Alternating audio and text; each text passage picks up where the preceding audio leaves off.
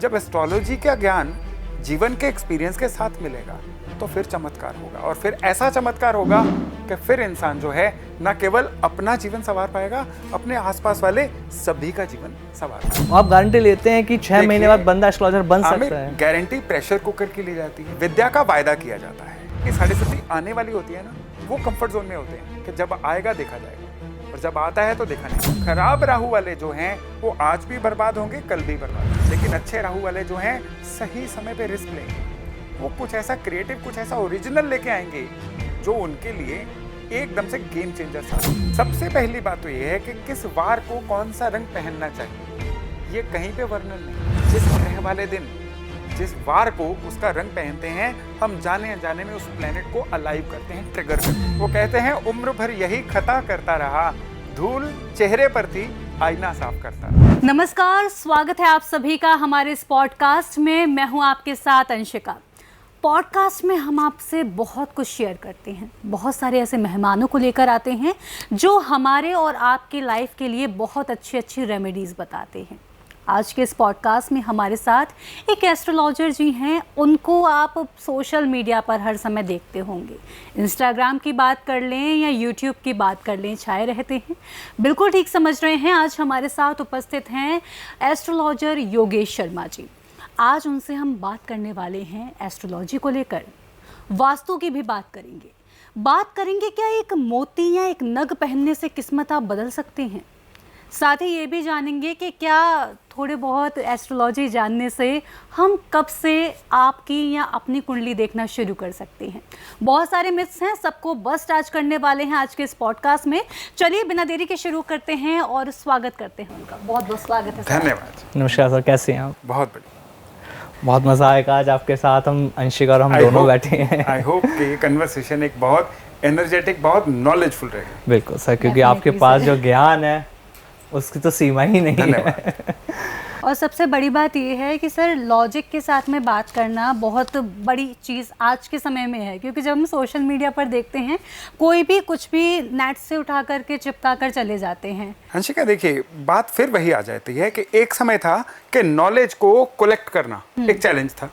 आज की डेट में वो नॉलेज ओवरफ्लडेड हो रखी है, उसको सॉर्ट करना चैलेंज है कि कौन सी नॉलेज रखी जाए और कौन सी नॉलेज को छोड़ दिया जाए। ठीक है। और रेलेवेंट नॉलेज लेना सच में एक चैलेंज है, और मेरी यही कोशिश रहती है कि जितना रेलेवेंट पता है कम से कम वो तो शेयर किया जाए। क्योंकि जब मैं अपने एक प्रोसेस में था नॉलेज शेयरिंग के, तो तब इस चीज़ की बड़ी दिक्कत होती थी कि हर चीज़ को लेके खुद ही कसौटी पे परख के उसको फिल्टर करना पड़ता था। और आज की डेट में अगर हम फिल्टर करके अगली जनरेशन को दे दें तो फिर वही नॉलेज तो अपग्रेड होगी, वही तो बढ़ेगी। नहीं तो एस्ट्रोलॉजी एक ही जगह पे रह जाएगी। और एस्ट्रोलॉजी की स्लो ग्रोथ का एक कारण भी यही रहा कि या तो पीढ़ी दर पीढ़ी चली, ठीक है, तो इसलिए केवल पीढ़ीगत और पीढ़ी दर पीढ़ी भी जाते हुए ये डिक्लाइन होती रही। और असली जो टेक्निक थी वो लोगों तक गई ही नहीं, और जितनी गई और लोग उन्हीं का केवल फायदा उठा पाए। तो मेरी अभी 30 साल की जर्नी हो चुकी है एस्ट्रोलॉजी की, तो इन 30 सालों में अभी तक जो सीखा, अभी तक सीख ही रहा हूँ। तो मैं चाहता हूँ कि मैं इसकी शेयरिंग करूँ ताकि एक नॉलेज, एक विद्या, ये डिवाइन साइंस है। ज्योतिष को देवताओं की एक साइंस बोला जाता है, इसको वेदों की आंख बोला जाता है। तो वेदों का जो चक्षु है इसको तो ग्रो होना चाहिए ना। सर अभी आपने कहा कि आप 30 साल से ज्योतिष को पढ़ रहे हैं, अभी भी सीख रहे हैं। बहुत सारे एस्ट्रोलॉजर जो हम देखते हैं कोर्सेज चला रखे हैं कि 1 महीने का आप कोर्स करें। 1 महीने भी मैं बड़ी बात कह रही हूँ, 3 दिन का कोर्स कीजिए, 1 घंटा डेली दीजिए और आप एस्ट्रोलॉजर बन जाएंगे। तो मैं आपसे ये जानना चाहती हूँ, क्या इतनी जल्दी एस्ट्रोलॉजी सीखना संभव है? इतनी जल्दी 3 दिन के अंदर 3 घंटे देकर एस्ट्रोलॉजर बन जाना? आप 30 साल दे चुके हैं, आपको क्या लगता है मार्केट में स्कैम चल रहा है, क्या हो रहा है? नहीं, मैं बिना जाने इसको स्कैम नहीं कहूँगा। ओके। मैं भी एस्ट्रोलॉजी पढ़ाता हूँ, मेरे कोर्सेज चलते हैं, लेकिन 6 महीने का कोर्स होता है। ओके। लेकिन 6 महीने में क्या है कि हम इंसान को सीखने लायक बनाते हैं, फिर उसके बाद उनकी यात्रा शुरू होती है। 6 महीने में इंसान कुंडलियाँ देखनी शुरू कर सकता है। उसका एक्यूरेसी पहले महीने से लेके 6ठे महीने तक 0 से लेके 80% तक हो जाएगा। कई लोगों का 90% तक हो जाता है, लेकिन ये 90% एक्यूरेसी को मेंटेन रखना लंबे समय तक, ये बहुत बड़ा चैलेंज है। ये एक्सपीरियंस से आता है। एस्ट्रोलॉजी पढ़ने की विद्या के साथ साथ ये प्रैक्टिस करने की विद्या है। जितने कोई बर्थ चार्ट देखेगा उसके बाद ही उसको चीज़ें समझ आएंगी। एस्ट्रोलॉजी आधी किताबों से समझ आती है, आधी जीवन से समझ आती है। कोई एक बच्चा जो 16, 17, 18 साल का है वो एस्ट्रोलॉजी को समझे और एक इंसान जो 40 साल का है वो एस्ट्रोलॉजी को समझे, दोनों की समझ में ज़मीन आसमान का फ़र्क होगा। 40 साल वाला इंसान जो है उसके पास जीवन का एक्सपीरियंस है। जब एस्ट्रोलॉजी का ज्ञान जीवन के एक्सपीरियंस के साथ मिलेगा तो फिर चमत्कार होगा, और फिर ऐसा चमत्कार होगा कि फिर इंसान जो है न केवल अपना जीवन संवार पाएगा, अपने आसपास वाले सभी का जीवन संवार पाएगा। तो गारंटीड है सर 6 महीने में ज्योतिष बनाया जा सकता है, क्योंकि ज्योतिष को सीखना इतना आसान नहीं है, बहुत पुरानी विद्या है। सालों से लोग इसको सीखते हैं, तब जाके वो किसी के बारे में बता पाते हैं। कुंडली आज के डेट में नेट पे डालोगे तो उस पर भी वो दिखा देता है, कोई भी एक बार को नेट पे रिसर्च करके पढ़ सकता है। लेकिन ज्योतिष का मतलब क्या होता है? किसी के बारे में सटीक जानकारी देना, ना कि उससे भ्रमित करना। बिल्कुल। तो आप गारंटी लेते हैं कि 6 महीने बाद बंदा एस्ट्रोलॉजर बन सकता है? गारंटी प्रेशर कुकर की ली जाती है। बिल्कुल। विद्या का वायदा किया जाता है, और ये वायदा है कि जितना मैं सिखाऊंगा आप उतने मन से सीखने वाले बनिए। हाँ। एस्ट्रोलॉजर भी कहलाएंगे और सफल एस्ट्रोलॉजर भी कहलाएंगे। आप फ्यूचर प्रिडिक्शन भी कर पाएंगे, आप प्रेजेंट समस्याओं का समाधान भी कर पाएंगे। मेरी कोशिश है, मैंने ये कोर्स जो है ये बच्चों का खेल नहीं है। मैंने क्यों 30 साल लगा दिए कोर्स लाने में? मैं इसलिए इतना समय लगा कि जो सीखा उसको किस तरह से साइंटिफिक तरीके से इम्बाइब किया जाए। वो वाली टेक्निक्स, वो वाली नॉलेज जो आप लाख ऑनलाइन चले जाइए आपको नहीं मिलेगी, वो कोर्स के माध्यम से मिलेगी। गुरु की वैल्यू कहाँ पता चलेगी? जहां आपको वो चीज आ जाए जो अन्यत्र कहीं पे अवेलेबल नहीं है। बिल्कुल सर। तो वो चीजें तभी आपको मिलेंगी जब आप एक होल हार्टेड मन से, डेडिकेटेड होके, सरेंडर मोड से सीखने आए। जी। एक भरे हुए प्याले को भरा नहीं जा सकता है। सही बात है सर। पिछला सीखा हुआ खाली करके आना होगा। जी। बिल्कुल लर्नर मोड में आना होगा। ठीक है। मैंने बोला था कि आज मुझे कहीं से ज्ञान मिले, मैं तो चिटाई बजा के बैठ जाता हूँ। मुझे सीखना है, मुझे कुछ नहीं आता है। यही मोड आज भी सीखने वालों का रहेगा। मेरा पक्का वायदा है वो सीखेंगे। मैं फिर से कहता हूँ, गारंटियाँ जो हैं वो मशीनों की दी जाती हैं।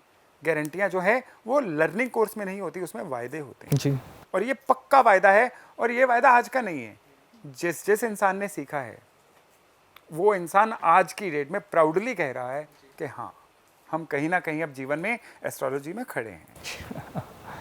सर, क्या ये एस्ट्रोलॉजी की फील्ड जो अब इतनी ज़्यादा ग्रो कर रही है, लोग पैसे के पीछे भाग रहे हैं या विद्या के पीछे? देखिए, ये चीज़ जो है वो जीवन के हर डोमेन में है। अगर आप डॉक्टरी विद्या की बात करें तो कुछ लोग सेवा भाव से डॉक्टरी में आते हैं और कुछ लोग पैसा कमाने भी आते हैं। ह्यूमन बीइंग है, हर विद्या में कुछ लोग पैसा कमाने आएंगे और कुछ लोग सेवा भाव से आएंगे। लेकिन विद्या किनको आएगी? जो सेवा भाव से आएंगे।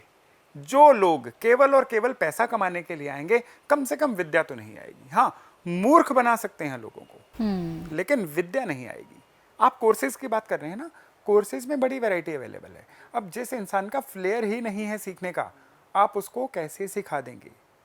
आप गधों को इकट्ठा करके, आप कांट छाट करके, उनको टाई पहना के आप कह दीजिए कि आज से आप सर्टिफिकेट है, आप घोड़े हो, तो गधा घोड़ा नहीं बनेगा। बिल्कुल। यानी जो इंसान सीखने नहीं आया है, आप उसको किसी भी तरह का वायदा, गारंटी करके नहीं सिखा सकते। और जो सीखने आया है उसको आप सीखने से रोक नहीं सकते। वो आपके गले से ज्ञान निकालेगा जी, और वो सीख के जाएगा। ये भी उसूल है। एक कक्षा होती है, हर कक्षा में नॉर्मली एवरेज 35-40 बच्चे होते हैं। बिल्कुल। क्यों हर कक्षा का उसूल है कि 3 से 4 बच्चे टॉप करते हैं? वो हर साल टॉप करते हैं। 2 से 3 बच्चे हर साल फेल होते हैं या अंत में आते हैं और बाकी सारे मीडियोकर होते हैं। क्या ये कहानी आपकी क्लास की नहीं थी? क्या ये कहानी मेरी क्लास की नहीं थी? बिल्कुल होती है। जब टीचर सेम था, सिलेबस सेम था, पढ़ने के घंटे सेम थे, तो क्यों कुछ बच्चों ने टॉप करना चुना, कुछ बच्चों ने फेल होना चुना? अब यहाँ पे उन लोगों की फ्री विल आती है कि कोई सीखना कितना चाहता है, किसी के पास अंदर की किक, अंदर की मोटिवेशन कितनी है। अब ये बहुत लोग कहते पाए जाएंगे हमारे प्लानिट ठीक नहीं थे। किसी हद तक ये बात असर करती है, लेकिन कुछ लोग ऐसे भी हैं कि हर चैलेंज के बावजूद पढ़े। बिल्कुल। घर पे लाइट नहीं थी तो लैंप के नीचे बैठ के पढ़े। जीवन एडवर्स था फिर भी पढ़े। दिन में नौकरी की, रात को पढ़े। जी। उनके लिए तो चैलेंज नहीं था।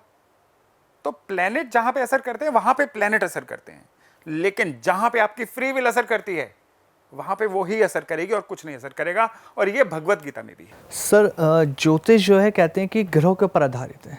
ग्रह जो होते हैं बेस है ज्योतिष का, उसी से ही जीवन हमारा जुड़ा हुआ।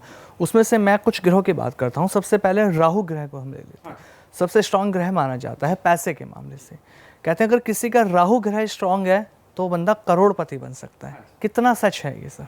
हाँ, अब यहाँ से मैं अगर रिवर्स इंजीनियरिंग को यूज करूँ, जी क्योंकि मैं पढ़ाई से इंजीनियर हूँ, हाँ जी तो मैं इंजीनियरिंग जो है हर फील्ड में लेके आना पसंद करता हूँ।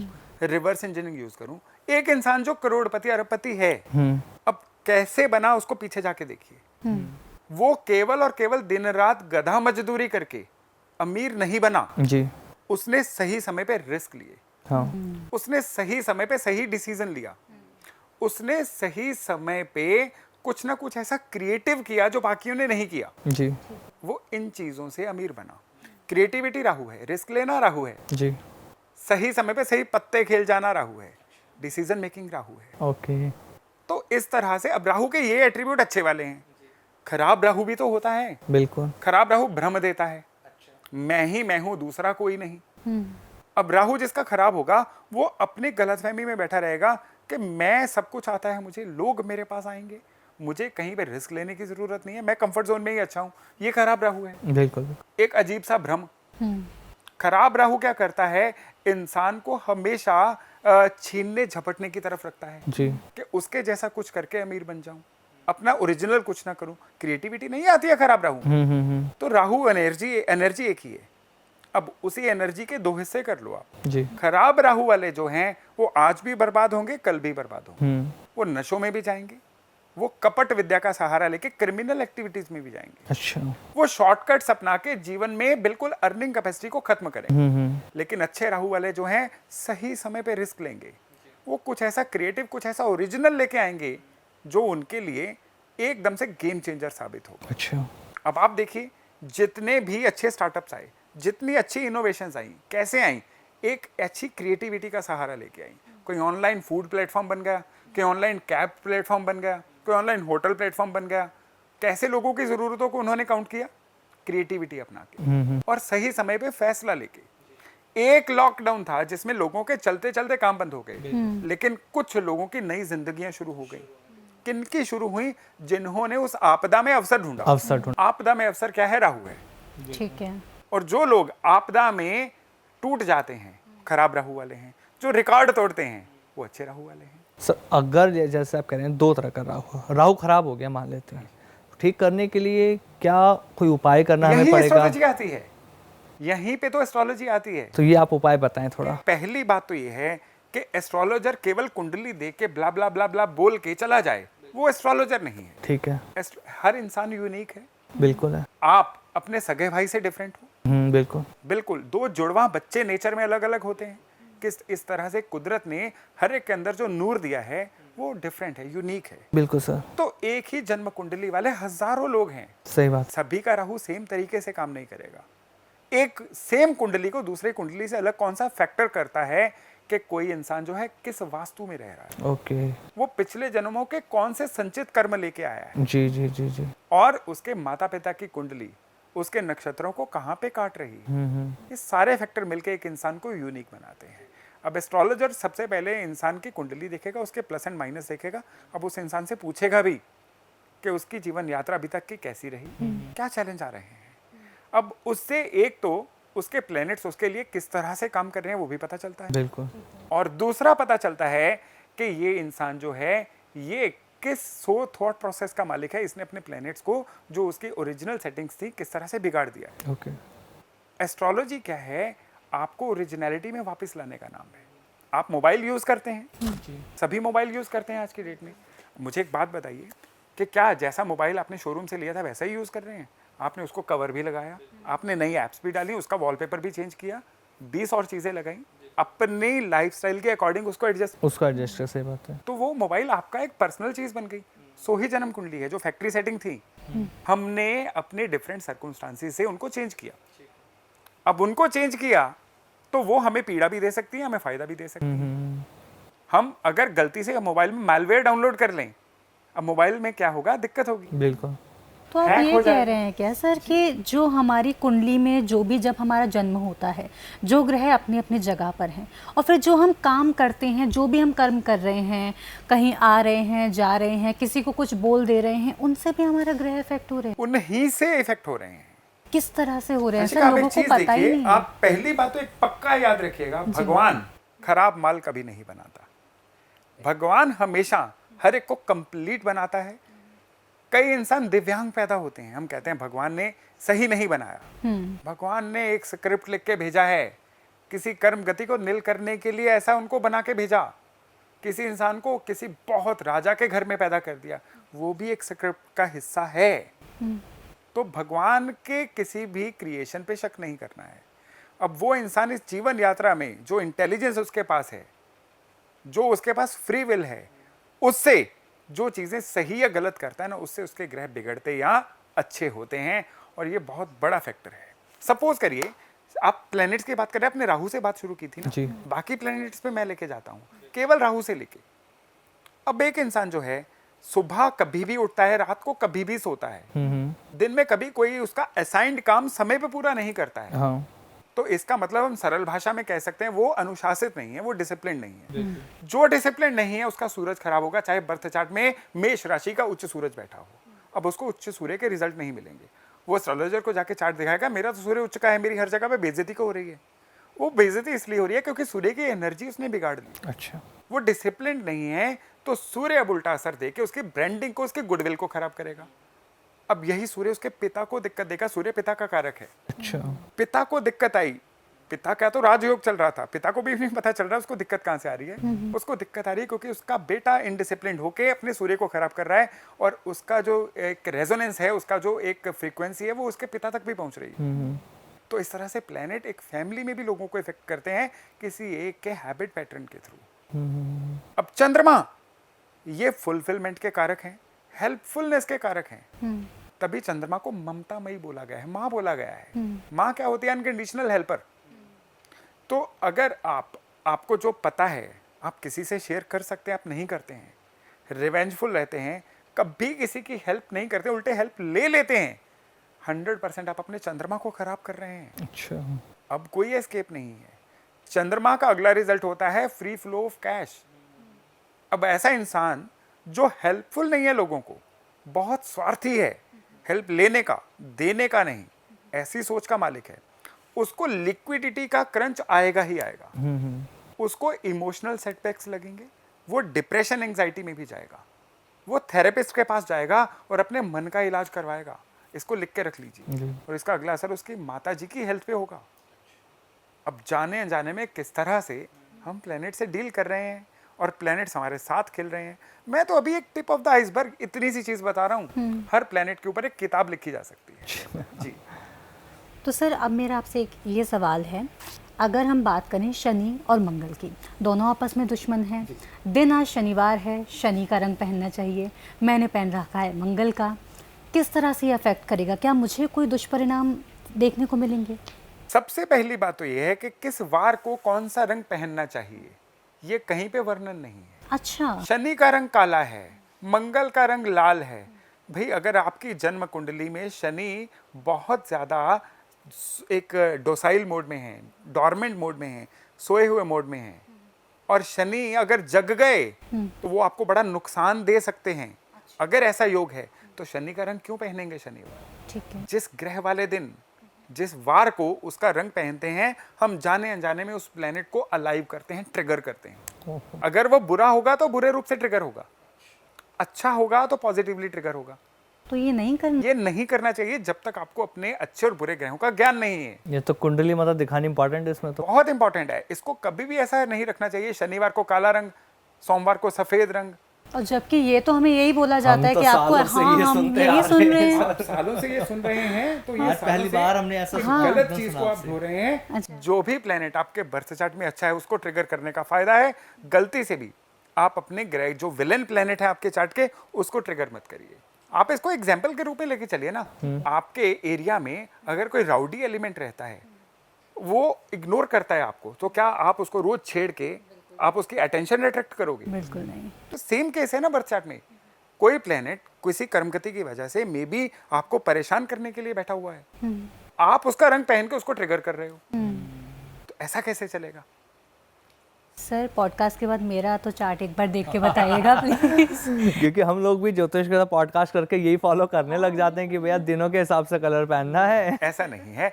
इसी तरह से एक और फेक चीज है नवग्रह की अंगूठी पहन, बिल्कुल। जिसमें लोग सारे के सारे नग पहन। हाँ जी, बहुत देखी मैंने। हाँ, तो उसमें क्या है कि जो खराब प्लेनेट है उसकी एनर्जी को भी एस्केलेट कर दिया, जो अच्छा है उसकी एनर्जी को भी एस्केलेट कर दिया। तो ये तो क्या है कि डॉक्टर ने सारी दवाइयां दे दी, कोई तो असर करेगी। बिल्कुल। तो ऐसा नहीं चलता है। डॉक्टर भी तो सिलेक्टिव दवाई देता है।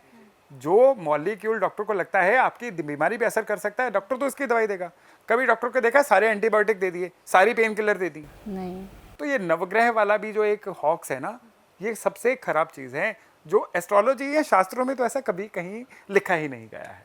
आपने भी ग्रहों के साथ में आप रत्नों की बात कर रहे हैं, मैं आपसे रत्नों की बात करना चाहूँगी। एस्ट्रोलॉजर्स बोल देते हैं कि ये ग्रह खराब है आपका, तो आप ये रत्न पहन लो, ठीक हो जाएगा। तो इस हिसाब से तो अगर हम देखा जाए तो सब लोग रत्न पहनना शुरू कर लें, सब लोग ठीक हो जाएं।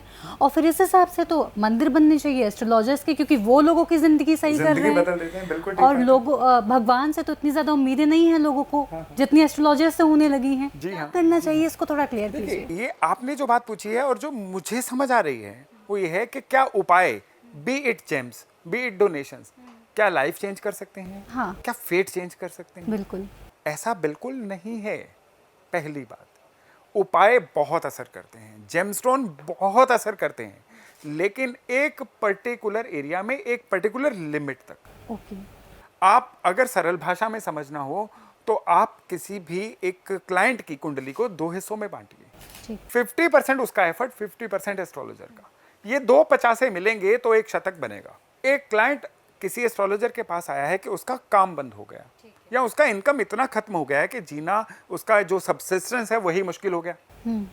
अब यहाँ पे एस्ट्रोलॉजर ने चेक किया है कि कुछ प्लेनेट ऐसे चल रहे हैं जो उसके बड़े कमजोर हो गए हैं ड्यू टू सर्कमस्टांस। ठीक है। मे भी उसका स्टोन पहनाया जा सकता है कि वो कंपनसेट हो जाए, पर एट द सेम टाइम उसका अपना एफर्ट भी चाहिए। कहते हैं आप जो करते आ रहे थे वही करते रहेंगे तो वही मिलेगा जो मिलता आ रहा है। ठीक है। कुछ डिफरेंट चाहिए, कुछ बढ़िया चाहिए, आपको भी तो एफर्ट लगाना होगा। उपाय एम्पलीफायर हैं। ओके। उपाय मैग्नीट्यूड बढ़ाते हैं, उपाय चीजों को मैग्नीफाई करते हैं। किसको मैग्नीफाई करते हैं? आपके एफर्ट्स को। ठीक है। वो एम्पलीफाई किसको करते हैं? आपके एफर्ट्स को। आपके सेम एफर्ट अभी काफी नहीं पड़ रहे हैं, तभी तो आप समस्या में आए। आपके परहेज, आपका लाइफस्टाइल उतना अच्छा नहीं रहा, तब आप बीमार हुए। आपके एफर्ट उतने अब आपके सर्कमस्टांसेस को मीट नहीं कर रहे हैं, तो तभी आपका काम खराब हुआ, नौकरी चली गई या इनकम कम हुई। आप इतना सा एफर्ट बढ़ाइए, उपाय 108 टाइम्स बढ़ाएंगे उसको। अच्छा। लेकिन आपका पार्ट अगर नहीं रहेगा, कोई नग, कोई डोनेशन, कोई पूजा असर नहीं करेगी। ये एस्ट्रोलॉजी का भी सत्य है और ये अध्यात्म का भी सत्य है कि कर्म को नकारा नहीं जा सकता। लेकिन सर उपाय की जैसे आप बात करें कि उपाय फायदेमंद होते हैं, ठीक है, उपाय असरदार तो हैं, लेकिन हर ज्योतिष के ना उपाय अलग हो जाते हैं। सपोज दैट आपसे हम अगर नौकरी को लेकर हमने बात करी कि सर अगर अच्छी नौकरी चाहिए तो क्या उपाय करें, आपने कुछ और उपाय बताया, सेकंड एस्ट्रोलॉजर कुछ और बता रहा है। सब एस्ट्रोलॉजर की एक तो गणना अलग हो जाती है, सबसे पहली चीज़ तो जब वो कुंडली देख रहे हैं तो, और उपाय भी सबके डिफरेंट हो जाते हैं। प्रॉब्लम सेम बट उपाय डिफरेंट हो गए। तो सर ज्योतिष इस तरीके से डिफरेंट उपाय क्यों बताते हैं? नहीं, देखिए, सबसे पहली तो बात है कि आप एक ही बीमारी को लेके 5 डॉक्टर्स के पास जाइए, सभी की दवाइयाँ सेम नहीं होंगी, अलग होती हैं, वो बिल्कुल। अलग होंगी। हाँ, कुछ बेसिक दवाइयों में बेसिक सॉल्ट सेम रह सकता है कि बुखार उतारने में पैरासीटामोल, ठीक है। ठीक है, लेकिन जो कॉम्प्लिकेटेड ट्रीटमेंट्स हैं उनमें लाइन ऑफ ट्रीटमेंट अलग अलग होती है कि किस एंगल से वो समस्या को देख रहे हैं। इसलिए एस्ट्रोलॉजर, कौन सा एस्ट्रोलॉजर किस एंगल से देख रहा है। कोई एस्ट्रोलॉजर देख रहा है कि उसके जुपिटर वीक हैं जिसकी वजह से उसका किस्मत कनेक्शन लो है, तो उसके जुपिटर के उपाय दे दिए। लेकिन वहीं दूसरे एस्ट्रोलॉजर ने देखा कि जुपिटर तो ठीक है, लेकिन इस इंसान की 7.5 की वजह से दिक्कत हुई है, इसका पहले शनि शांत करवाते हैं, जुपिटर की बारी बाद में आएगी। ये डिपेंड करता है कि कोई एस्ट्रोलॉजर किस एंगल से देख रहा है, लेकिन मोटिव सभी का शुद्ध होता है कि इंसान की लाइफ में फर्क लेके। तो यहाँ पे नॉलेज गैप नहीं है, केवल व्यू पॉइंट का फर्क है कि कोई समस्या को उस सर्कल में किस एंगल से देख रहा है। आप जिस एंगल से भी देखोगे समस्या का आपको एक अलग रूप दिखेगा, आपको एक अलग एंगल दिखेगा और उसी एंगल के हिसाब से एस्ट्रोलॉजर अपनी रेमेडी देता है। कॉमन उपाय नहीं होते कोई? नहीं, कॉमन उपाय नहीं होते। कॉमन जेनरिक कुछ ऐसे उपाय होते हैं जो असर देते हैं, लेकिन जब जन्म कुंडली को देकर कस्टमाइज्ड उपाय दिए जाते हैं वो ज़्यादा तेज असर करते हैं, वो ज़्यादा सटीक असर करते हैं। मैं अपने चैनल पे कॉमन उपाय देता हूँ और लोगों के बहुत कॉम्प्लीमेंट्स आते हैं कि उनसे बड़े फर्क आते हैं। बिल्कुल, वो बात सत्य है, लेकिन जब भी कुंडली देख के सटीक उपाय दिए जाते हैं उनसे आने वाले फर्क जो है ना वो 100 गुना ज़्यादा तेज होते हैं। अच्छा। आपने जैसे कि कहा कि हर ज्योतिष का नज़रिया अलग होता है। आपसे बात करके एक अलग नज़रिए से हम चीज़ों को आज भी समझ रहे हैं, बिल्कुल अलग पॉइंट ऑफ व्यू हमको समझ में आ रहा है सर। जैसा कि आपने अभी कहा, ज्योतिषों की अगर हम बात कर लें, सबका एक नज़रिया बिल्कुल अलग ही हो रहा है। तो हम किन को मानें? हम आपको समझें, हम उनको समझें? अब बहुत बड़े बड़े एस्ट्रोलॉजर्स जिनमें आप भी आते हैं, अब अलग अलग बातें करते हैं, तो हम अगर किन्हीं एक को फॉलो करना हो, एक के उपाय मानने हो, तो किसको समझें? यहाँ पे मैं चाहता हूँ, क्योंकि एस्ट्रोलॉजी में क्या है कि कंसल्टेशन का भी स्वरूप बदल रहा है, लोगों में अवेयरनेस बढ़ रही है। जो क्लाइंट आज से 10 साल पहले थे, आज उनका अपना मेंटल लेवल चेंज हो चुका है, अपग्रेड हो चुका है। मुझे वो पंक्तियाँ याद आ रही हैं मूवी कभी कभी की, कि मुझसे बेहतर कहने वाले तुमसे बेहतर सुनने वाले। तो क्लाइंट का भी जो है वो एक मनस लेवल बढ़ा है। तो इसमें एक थंब रूल होने चाहिए कि एस्ट्रोलॉजर को की क्लास को किस तरह से पहचाना जाए। एक एस्ट्रोलॉजर जो आपकी समस्या को भी सुने। कैसे समझें? एक अच्छा एस्ट्रोलॉजर कैसे पता करें? देखिए, सबसे पहले जो एक ठीक एस्ट्रोलॉजर होगा ना, वो डराएगा नहीं। अच्छा, वो पॉजिटिव एस्पेक्ट देखेगा। जीवन में पॉजिटिव परिवर्तन लेके आना है तो नेगेटिविटी क्लाइंट को भी छोड़नी होगी और एस्ट्रोलॉजर भी। ठीक है। यहाँ पे क्या है कि कुछ एक, सारे नहीं, सभी बहुत शुद्ध बहुत ज्ञानी लोग हैं, लेकिन कुछ एक छोटी सी सेगमेंट है जो केवल डराने का काम कर रहे हैं, ऐंठने का काम कर रहे हैं। और वो हर फील्ड में है, एस्ट्रोलॉजी में नहीं है, हर फील्ड में होते हैं। जो आपको बहुत डरा रहा है वो गलत कर रहा है। अच्छा, वो बहुत गलत कर रहा है। कई बार मेरे पास आते हैं लोग ऐसे कि पता नहीं कौन कौन से प्लेनेट का नाम लेके उनको क्या क्या डराया जाता है, कौन कौन सी पूजा ही करवा दी जाती है। दरअसल क्या होता है, लाइफ की ऊर्जा, जीवन ऊर्जा बड़ी स्मार्ट होती है, कहाँ से खुद को कंपनसेट कर रही है वो पता ही नहीं लगने देती। इसलिए उपाय केवल पेन एरिया का करना है। 2 चीजें हैं, कुंडली देख के हमें एक पेन दिख रही है, लेकिन जीवन में वो पेन है ही नहीं, तो जीवन ऊर्जा ने खुद को बैलेंस किया हुआ है। किसके थ्रू किया है वो जानने की जरूरत ही नहीं है, क्योंकि वो पीड़ा है ही नहीं। अब जो पीड़ा है पहले उसको देखो, उस पीड़ा को कुंडली से मैच करो और उसका उपाय करवाओ। जो ये चीजें करे वो एस्ट्रोलॉजर है जी। जो ये चीजें नहीं करके केवल आपको इग्नोर करके अपनी बात को ही चिपका रहा है, वो फिर जो है आपको एक बार री इवेल्युएट करने की जरूरत है कि उनसे दोबारा कंसल्ट करना है कि नहीं करना है। सर कहते हैं कि जब इंसान इस धरती पर आया था तो उसके आने से पहले ही भगवान ने उसके कर्मों के बारे में, उसके भाग्य के बारे में लिख दिया था कि उसके जीवन में क्या कुछ होगा। और जब बात भाग्य की आती है, जब हम ज्योतिष पर विश्वास करते हैं, अगर हमारे जीवन में कोई भी उतार चढ़ाव आता है तो हमें एक सहारा दिखता है कि अगर ईश्वर है तो ये ज्योतिष है, जो सीधा कनेक्शन है ईश्वर का इनसे, ये हमारे जीवन को बदल सकते हैं। लेकिन जब भाग्य लिखा जा चुका है तो उसे कैसे बदला जा सकता है सर? क्या ज्योतिष हमारे भाग्य को बदल सकता है उपायों के जरिए या हमारे ग्रहों के अकॉर्डिंग? यहाँ पे तो पहली बात तो ये है आमिर कि पहले एक गलत चीज को आप थ्योरी बना लो और बाद में उसी को मान के जीवन को एकदम से खराब कर लो। हाँ ये कहाँ पे लिखा हुआ है कि जो लिखा जा चुका है वही होना है? कहीं नहीं लिखा हुआ है। जी। ईश्वर ने भाग्य प्रारब्ध जो कहा है उसके जो मायने हैं वो आपकी फ्री विल से जुड़े हुए हैं। जैसे आप ऐसा चूज करोगे तो ऐसा होगा।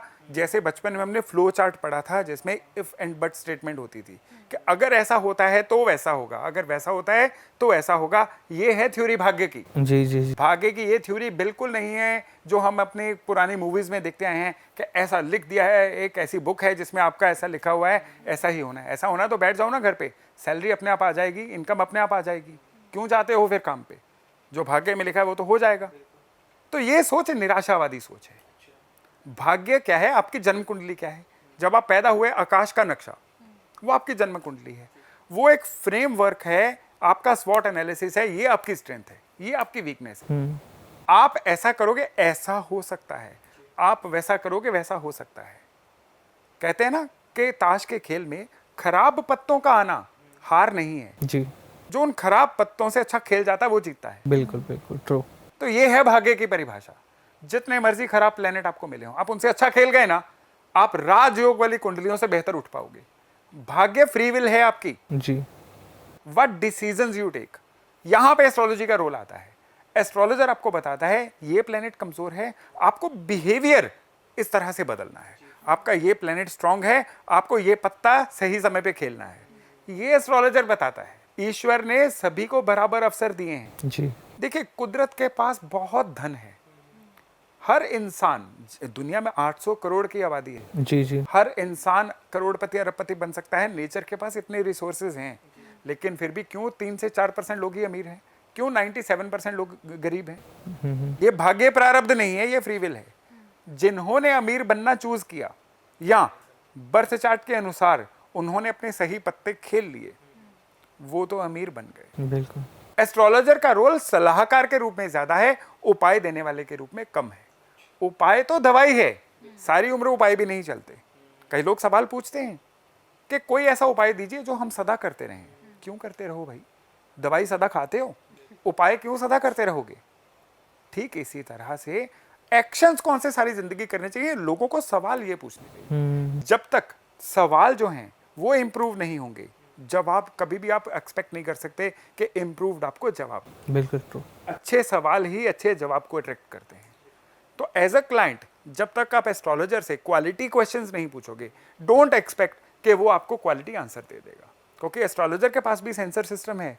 वो देख लेता है कि आप किस फ्रिक्वेंसी से बात कर रहे हो और आपको कौन सी बातें समझ आएंगी, वो उसी लेवल पे आके बात करेगा। और ये एक अच्छे एक्सपीरियंस एस्ट्रोलॉजर की पहचान भी है कि जिसका जैसा माइंडसेट है उसको उसके अकॉर्डिंग ही समझाए। तो चलिए सर, एक सवाल मैं अपने उन व्यूअर्स के लिए पूछ लेती हूँ जिनको बड़ी समस्या होती है ग्रहों के बारे में। बहुत सारे लोगों का कहना होता है ग्रह हमसे ना जाने कितनी दूर हैं, उनका असर हमारे जीवन पे कैसे पड़ सकता है, इसको बताइए।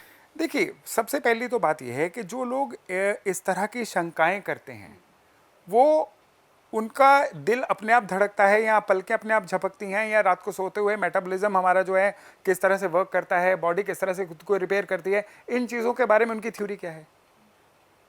कई ऐसी चीज़ें हैं जो सुपर नेचुरल लेवल पे हैं। अब प्लैनेट्स की ऊर्जा जो है वो प्रूवन है। अब ज्वार भाटा चंद्रमा की वजह से आता है। अब लाखों किलोमीटर दूर चंद्रमा जो है ज्वार भाटा कैसे लेके आता है? करोड़ों किलोमीटर दूर सूर्य जो है वो अपना ताप हमें कैसे देता है? अगर वहाँ से हमें रेज मिलती हैं तो प्लैनेट्स तो फिर सोलर सिस्टम के बड़े नज़दीक हैं, क्यों नहीं मिलेंगी उनसे? और आप शुक्र देखिए, शुक्र तो हमें दिन का तारा या रात का तारा कह के हमें नेकेड आई से भी दिखता है, तो उसकी हमें रेंज क्यों नहीं मिलेगी? मिलती है, और ये टाइम टेस्टेड प्रूवन है। इसका जवाब मैं और सरल भाषा में देना चाहूँगा कि एस्ट्रोलॉजी एस्ट्रोनॉमी से ही निकली है। एस्ट्रोनॉमी क्या है? खगोल विद्या। प्लैनेट कहाँ पे कैसे चल रहे हैं उसकी रीडिंग एस्ट्रोनॉमी है, जो इसरो या नासा करते हैं। यही तो एस्ट्रोनॉमी है। जी जी। हमारे जो बुजुर्ग थे, हमारे जो ऋषि थे, हमारे जिन्होंने वेद लिखे, जिन्हें ईश्वरीय ज्ञान था, ये 1-2 दिन की बात नहीं है। पीढ़ी दर पीढ़ी हजारों सालों तक उन्होंने चीज़ों को नोट किया। उन्होंने देखा कि जब चंद्रमा अमावस के बाद निकलना शुरू होता है, तब अगर फसल में बीज डाले जाए तो फसल अच्छी उगती है। तब भी से राइजिंग मून का कॉन्सेप्ट आया। उन्होंने पीढ़ी दर पीढ़ी देखा कि जब ऐसी ऐसी ग्रहों की मूवमेंट होती है तो जीवन में इस तरह से घटनाक्रम प्रभावित होते हैं। एस्ट्रोलॉजी की ऐसी तो शुरुआत हुई। तो एकदम से बैठे हुए एकदम से चीज़ों को निगेट कर देना, स्केप्टिक हो जाना, ये केवल अज्ञान का लक्षण है। कई लोग कहते हैं मैं नहीं मानता। जब उनसे पूछा जाए कि आप जानते हो, तो जानते भी नहीं है। मैं नहीं मानता कहने से पहले क्या मैं जानता हूं, इसको जानना जरूरी है। आप इसके ऊपर बुक्स पढ़िए, रिसर्च करिए। अब तो डाटा बड़ा बड़ा अवेलेबल है, पता चल जाएगा कि दूर बैठे हुए प्लेनेट कौन सी वाइब्रेशंस हमें भेजते हैं। इसी कॉन्टेक्स्ट में बड़ी रोचक जानकारी आपसे शेयर करता हूं। मैंने अभी शुक्र की बात की थी। आमिर, आप बताइए, शुक्र जो हैं जी, उसको एक physical relations, luxury, opposite gender, इनके अलावा किस चीज से जोड़ के देखा जाता है? इसको देखा जाता है प्रोजनी से जोड़ के। जी। तभी शुक्र जो है, कहते हैं किसी के शुक्र कमजोर हो तो उनके घर संतान नहीं होती है, क्योंकि जनरेशंस का बढ़ना, रिप्रोडक्टिव जो प्रोसेस है वो शुक्र से जुड़ा हुआ है। अब शुक्र जो है, शुक्र का जो मूवमेंट है, एक महीना एक राशि में रहते हैं, एक 28 दिन बाद अपनी राशि परिवर्तन करते हैं। लेकिन यहाँ पे देखिए कि शुक्र जो हैं ये आपको सुबह अर्ली मॉर्निंग बहुत ग्लो में नजर आएंगे, बिना बिना किसी, आपको आप देख सकते हो, बता सकते हो कि राइजिंग सन के आसपास सूर्योदय के समय पर वो शुक्र हैं। अच्छा। इसको मॉर्निंग स्टार बोला जाता है। करीबन 263 डेज तक ये शुक्र मॉर्निंग स्टार रहते हैं। फिर करीबन 80 दिन के लिए शुक्र गायब हो जाते हैं, सूर्य के पीछे चले जाते हैं। जी। फिर ये इवनिंग स्टार बनके 263 डेज के लिए आते हैं, 263 दिन के लिए। अच्छा। फिर 263 दिन के लिए ये इवनिंग स्टार रहते हैं, फिर 8 दिन के लिए गायब हो जाते हैं, ठीक है। फिर से मॉर्निंग स्टार। ये सारे का सारा सिस्टम जो है ना, ये करीबन 585 डेज तक चलता है। ठीक है। अब इसमें आप देखिए 263 डेज, करीबन करीबन इतने दिन की ही ह्यूमन बीइंग की प्रेगनेंसी होती है। एक इंसान के मृत्यु के बाद कहते हैं, शास्त्र कहते हैं 8 से 80 दिन लगते हैं रीबर्थ लेने में। अच्छा। तभी एक बार 80 दिन के लिए गायब होता है, एक दिन 8 दिन के लिए गायब होता है। ठीक। तो क्यों ना शुक्र को हम प्रोजेनी से या रिप्रोडक्शन से जोड़े। True sir. ठीक है ना। अब चंद्रमा जो है वो एक अपने पूरे पूर्णिमा टू पूर्णिमा करीबन 28-29 दिन लगाते हैं, और एक फीमेल में पीरियड्स का साइकिल इतना ही होता है। बिल्कुल बिल्कुल।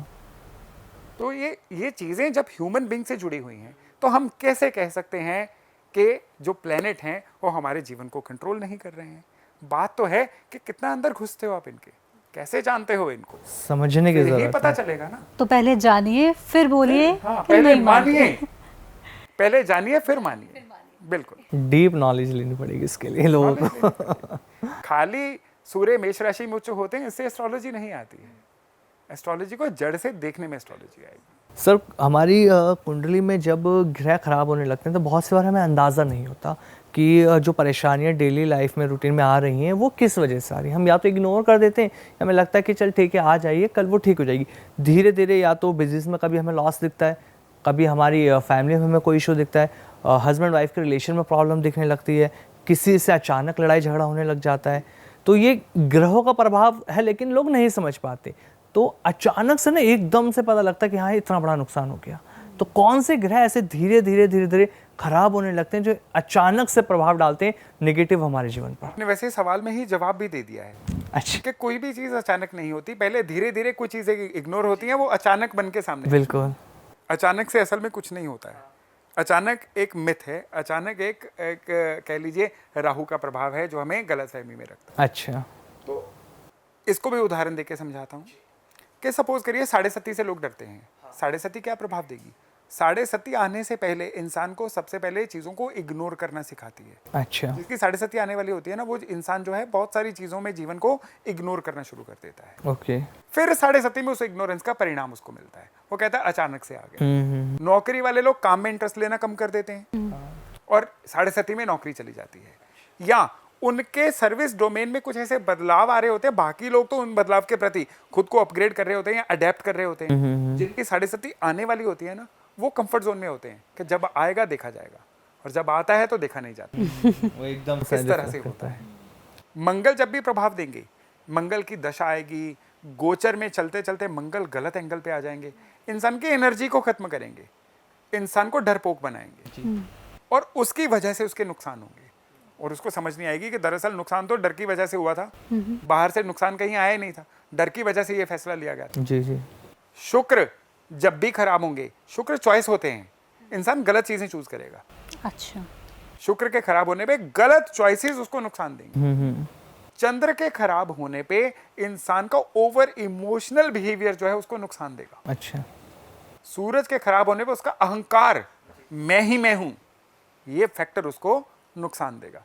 बुध के खराब होने पे ओवर क्लेवर होना, ओवर कॉन्फिडेंट होना नुकसान देगा। गुरु के खराब होने पे न सीखने की इच्छा, मुझे कौन सिखाएगा, मुझे सब आता है, ये वाला फैक्टर उसको नुकसान देगा। वो इंसान बदलती परिस्थितियों के अनुसार खुद को बदल नहीं पाएगा। जी जी। अब यहाँ पे राहु केतु में नहीं बताऊंगा, क्योंकि राहु केतु का एक अलग से ही एक चीज है। बता दीजिए सब पॉडकास्ट में लोगों को इंटरेस्ट आ रहा है, क्योंकि हमें भी बहुत आ रहा है। अब देखिए, एक स्वरभानु राक्षस था, अमृत मंथन के दौरान उसका गला काट दिया गया। जी। सर राहु कहलाया, धड़ केतु कहलाया, ये कथा हमने पढ़ी है। अब कब सागर मंथन हुआ, कब स्वर भानु आया, ये हिस्ट्री का विषय रहे। जी बिल्कुल। माइथोलॉजी क्या होती है, हमें स्टोरीज के माध्यम से संदेश देती है। कि संदेश ये है कि राहु और केतु ज्वाइन भी हो जाएं तो रहेंगे तो असुर। जी। असुर क्या होता है? असुर हमारे टीवी सीरियल्स ने बताया कि जिसके बड़े बड़े दांत हों, लंबे सींग हों, राक्षस डायमंड जिसे टाइप, कहते राक्षस टाइप असुर होता है। ऐसा नहीं होता है। जो सुर में ना हो वो असुर। वो असुर है। जी जी। और सुर क्या है? हर इंसान के अंदर एक देवता, एक असुर होता है। जब हम लोग सुर में नहीं होते हम असुर होते हैं, और जब हम लोग डिसिप्लिन या सही होते हैं हम देवता होते हैं। बिल्कुल। As simple. तो राहु क्या है? सर। केतु क्या है? धड़। राहु के पास सेंसेस हैं, वो देख सकता है, सुन सकता है, बोल सकता है, कर कुछ नहीं सकता। राहु प्लानर है। राहु खराब होता है तो प्लानिंग खराब होती है। इंसान देखता जाता है लेकिन कर कुछ नहीं पाता है। अपने आसपास अपने से कमतर लोगों को अपने से आगे बढ़ता हुआ देखता है, कर कुछ नहीं पाता है। ये होता है राहु का नुकसान। अच्छा। और जब केतु चलता है, इंसान केवल करता है, वो सोच नहीं पाता है, बिना सोचे समझे कुछ भी कर देता है। खराब केतु होता है ना, इंसान लोगों के लिए काम करता है, लोगों के कहने पे काम करता है, उकसावे में आके काम करता है, जी जी। क्योंकि अपनी बुद्धि तो उसकी तब है ही नहीं। हेडलेस प्लेनेट है ना केतु। तो इसलिए जब केतु चलता है, कहते हैं भगवान गणपति की आराधना करो जो बुद्धि के देवता हैं, जी। आपको सोचना सिखाएंगे। और जब राहु की चलती है तो राहु के बारे में कहा जाता है हनुमान जी की उपासना करो जो कर्म के देवता हैं, आपको करना सिखाएंगे। हर चीज एक दूसरे से जुड़ी हुई। सर मैं मतलब हम लोग सोचने पर मजबूर हो गए हैं इस पॉडकास्ट में कि चीज़ें किस तरह से आपस में रिलेटेड हैं और कैसे एक चीज़ का असर दूसरी चीज़ पर पड़ने लगता है, और हम दोष ग्रहों का ही देते हैं, दोष ग्रहों का लेकिन देते हैं। अपने कर्मों का हम कुछ नहीं करते। वो कहते हैं उम्र भर यही खता करता रहा, धूल चेहरे पर थी, आईना साफ करता रहा। तो यही हम लोग करते रहते हैं। सर इससे रिलेटेड मेरे कुछ और आपसे सवाल हैं, बहुत सारे आई एम श्योर आमिर जी के मन में भी होंगे, और बहुत सारे मिथ्स हम इसमें इस पॉडकास्ट में क्लियर कर रहे हैं। ग्रहों की हमने बात कर ली, खैर बहुत सारी चीज़ें हैं अभी बात करने को।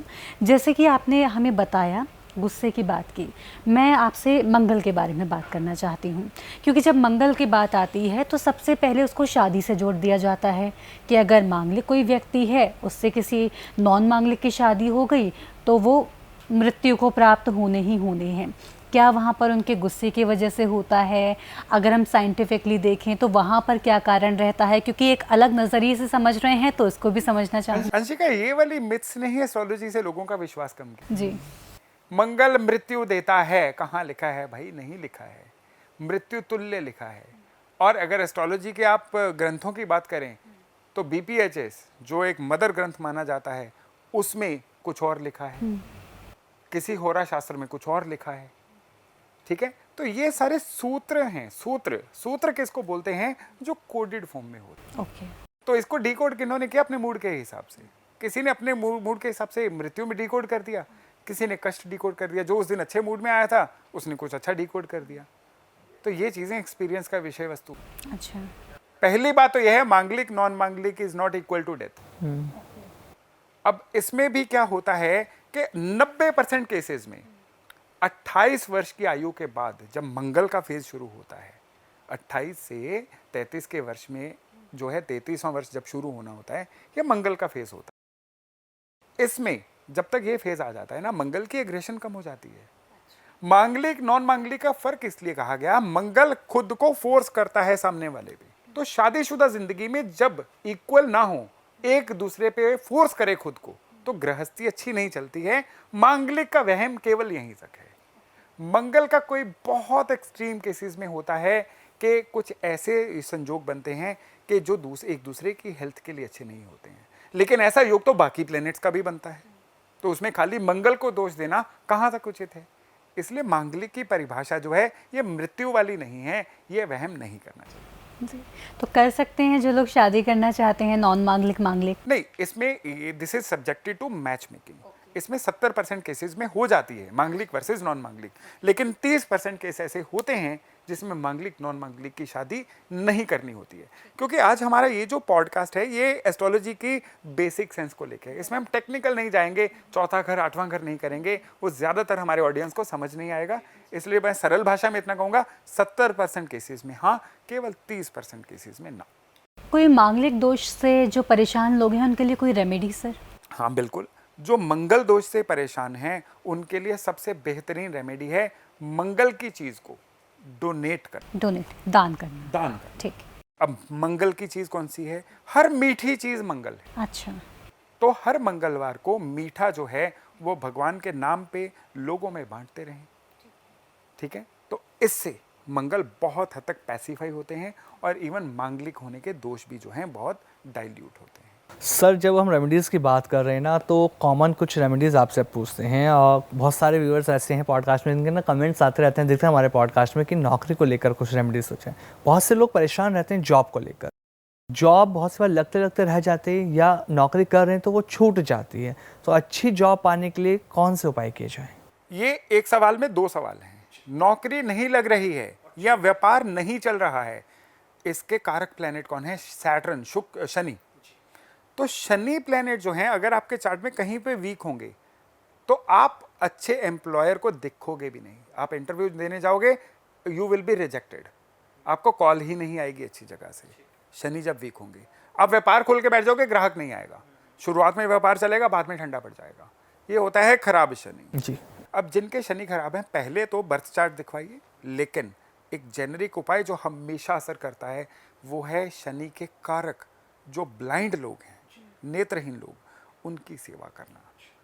कहीं पे जहाँ पे ब्लाइंड स्कूल हो या नेत्रहीन लोग मिल जाएं, उनके जीवन में कोई परिवर्तन ले आइए। उनकी धन से मदद करिए, भोजन से मदद करिए, या उनको किसी भी तरह से, आपके एरिया में अगर कोई ब्लाइंड स्कूल है तो वहाँ पे डोनेशन देते रहिए। इतना करना जो है ना आपके शनि को बहुत हद तक आपकी फेवर में करेगा और रुके हुए काम भी बनेंगे। नहीं नौकरी लग रही है, लगेगी, और ये हमेशा आजमाई हुई ट्रिक है। लेकिन इसी सवाल में एक दूसरा सवाल छिपा हुआ था, काम लंबे समय तक नहीं चलता है, नौकरी लगती है पर छूट जाती है। ये सबसिस्टेंस का इशू है, कॉन्टिन्यूटी का इशू है, ये इशू चंद्रमा का है। इस केस में चंद्रमा को सही रखना चाहिए और इसकी सबसे अच्छी टेक्निक है कि घर पे एम्पल अमाउंट में चावल रखिए। छोटी फैमिली है तो 10 से 12 किलो चावल, थोड़ी बड़ी फैमिली है तो 20 किलो से कम चावल कभी आपके भंडार गृह में ना हो। ये चंद्रमा की इतनी आजमाई हुई टेक्निक है कि इससे कई मामलों की कॉन्टिन्यूटी जो है ना वो बन गई हैं। खाली यही नहीं, इसके अलावा एक और चंद्रमा का उपाय है, बहुत अच्छा उपाय है, और वो उपाय है माता जी की सेवा करना या अपने माता जी के प्रति एक समर्पण भाव रखना। कई लोगों के अपने मदर से संबंध अच्छे नहीं होते हैं। इस केस में उन लोगों को मदर के साथ लेट गो करनी चाहिए कि जो भी इश्यूज़ है। कई लोग कहते हैं जी वो अपनी बेटियों की तरफ ज़्यादा देखती हैं, हमारे भाइयों की तरफ ज़्यादा देखती हैं, हमें नहीं पूछती हैं। ये आपका कर्मा है, सरेंडर कर दीजिए। जितनी जल्दी सरेंडर करोगे उतनी जल्दी आपकी कॉन्टिन्यूटी भी बनेगी, चंद्रमा भी सही होंगे। सर लग्जरी को कैसे अट्रैक्ट करें? लग्जरी को अट्रैक्ट करने के लिए देखिए, अगर मैं एक नॉन एस्ट्रोलॉजिकल आंसर दूं तो मेहनत करिए। ठीक है, बिना मेहनत के लग्जरीज नहीं आती हैं। हाँ, आप मेहनत करते हैं, पैसा भी आता है, और वो पैसा लग्जरीज में कन्वर्ट नहीं हो पाता है तो शुक्र खराब है, शुक्र लग्जरी है। अब शुक्र का इलाज क्या किया जाए? शुक्र का एकमात्र इलाज है ऑर्गेनाइज्ड रहना, यानी शरीर को भी व्यवस्थित रखिए। जिम जाना है, सैर करना है, पानी पीना है, साफ सुथरे रहना, ये शरीर का ऑर्गेनाइजेशन हो गया। अपने घर को ऑर्गेनाइज रखिए, आपके ड्रॉर्स जो है ठूसे हुए ना हो, घर के अंदर कबाड़ इकट्ठा ना हो। कबाड़ और लग्जरी इकट्ठे नहीं रहते हैं। प्रॉपर घर जो है एक पूरी तरह से ऑर्गेनाइज होगा, शुक्र अच्छे होंगे। और वर्क प्लेस पे कई लोगों का टेबल देख के ऐसे लगता है अभी अभी वहाँ पे बम फटा है। ऐसी चीज होगी तो भी लग्जरी जीवन में नहीं आएगी। आपकी गाड़ी को देख के पता चल जाएगा आपके शुक्र कैसे हैं। आपके गाड़ी चलाने के तरीके को देख के, आपके गाड़ी के अंदर का माहौल देख के, यहाँ पे भी शुक्र जो हैं आप इनको ऑर्गेनाइज और सिंपल सरल रख के अच्छा कर सकते हैं। कई लोग सजावट के नाम पे घर को एक कलेक्टर्स आइटम बना लेते हैं। घर कलेक्टर्स आइटम नहीं होना चाहिए, घर सच में एस्थेटिक होना चाहिए। ये अच्छे शुक्र की निशानी होती है, लग्जरी अपने आप आएगी। सर हेल्दी रिलेशनशिप की अगर हम बात करते हैं तो हस्बैंड वाइफ का एक रिलेशन बहुत इम्पॉर्टेंट होता है लाइफ को आगे बढ़ाने के लिए। उसमें मतभेद शुरू हो जाता है छोटी छोटी बात पर लड़ाई झगड़े हो जाते हैं। तो एक अच्छा हस्बैंड वाइफ का रिलेशन कैसे चले, उसके लिए कोई उपाय? हस्बैंड वाइफ के रिलेशन के लिए यहाँ पे दो चीज़ें हैं। पहले तो एक अच्छे तरीके से मैच मेकिंग होनी चाहिए। खाली वो जो लोग केवल 36 में से स्कोर देख के मैच मेकिंग करते हैं, वो आज भी गए और कल भी गए, वो तो तलवार की धार पे चल रहे हैं। प्रॉपर मैच मेकिंग होनी चाहिए, उससे संबंध अच्छे रहेंगे। दूसरा, उनका बेडरूम कहाँ पे है। अगर उनका बेडरूम घर के वास्तु के अनुसार गलत दिशा में होगा, जो उनके चार्ट्स को टैली नहीं कर रही है, कपल इश्यूज आएंगे ही आएंगे। केवल बेडरूम सही दिशा में होगा ना, 90% तक कपल इश्यूज खत्म हो जाएंगे। तो सर, ये पॉडकास्ट बहुत अच्छा रहा, आपसे बहुत अलग नज़रिए से आज हमने ज्योतिष। मुझे भी बहुत मज़ा आया नॉलेज शेयरिंग करके। जैसा मैंने बोला था कि आप लोगों के क्वेश्चन इतने स्मार्ट रहे कि मुझे अच्छे जवाब मेरे अंदर से अपने आप ही निकले। डेफिनेटली सर, हम ये तो चाहते हैं कि आपके साथ और भी आगे पॉडकास्ट हो। बाकी का व्यूअर्स पे छोड़ते हैं कि इनको अब किस चीज़ पर पॉडकास्ट चाहिए, हम तब सर को इनवाइट ज़रूर करेंगे। और आपसे सर बात करने में वैसे मन बहुत अच्छा लग रहा था। मन तो नहीं कर रहा पॉडकास्ट को ख़त्म करना, लेकिन टाइम ड्यूरेशन की वजह से करना होगा। Thank you so much for coming sir, thank you so much. तो दर्शकों, इसी के साथ आज के इस पॉडकास्ट में इतना ही। मैं उम्मीद करती हूँ जैसे हमारे लिए पॉडकास्ट बहुत डिफरेंट था, एस्ट्रोलॉजी को एक अलग नज़रिए से, अलग दृष्टि से हम सभी ने देखा।